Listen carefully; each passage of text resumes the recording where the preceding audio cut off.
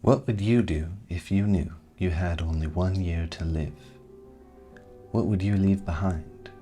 What's within your power to make sure the people you love are taken care of? This is the dilemma Superman faces when, like Icarus, he flies too close to the sun. All-Star Superman is an emotionally charged story about the man of tomorrow that won't be around the day after. DC Vice President Dan DiDio chose Grant Morrison to be the writer for the new All-Star Comics DC had planned as a series of comics for all consumers. All-Star Comics was an imprint meant to partner the most renowned authors with the best regarded artists to collaborate on stories about DC's pantheon of superheroes. The first comic series for the imprint was All-Star Batman and Robin, The Boy Wonder, written by Frank Miller, with Jim Lee as the artist.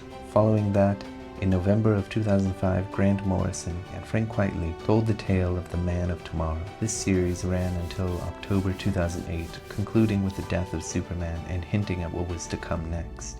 But before we get into that, let's discuss the ideas behind this work.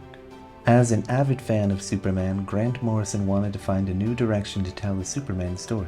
Considering Superman's tremendous strength, very little poses a threat to Superman, so Grant Morrison needed a new angle. Upon further consideration, Grant realized that someone with that enormity of power would be incredibly relaxed, because nothing poses a physical threat to him.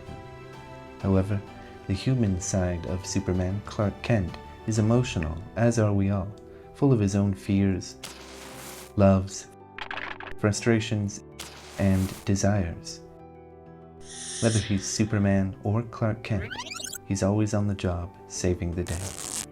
Grant makes clever use of the All-Star theme by incorporating the sun, Superman's source of power on Earth, into the plot by forcing Superman to come too close to the sun to stop Lex Luthor's genetically modified bomb in human form from stopping the first manned mission to the sun.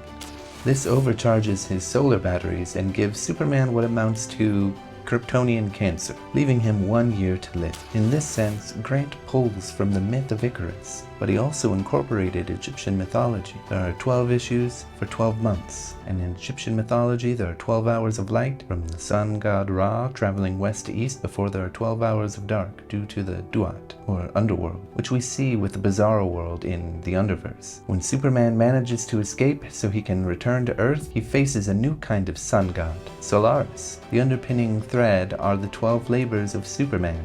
Introducing another connection to mythology, as Grant Morrison wanted to combine different mythological tales into one unifying mythology of Superman.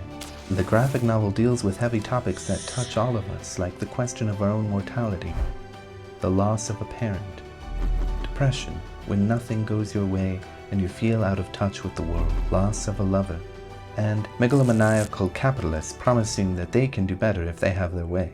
That's the power of Superman, his connection with Earthlings and his love for them.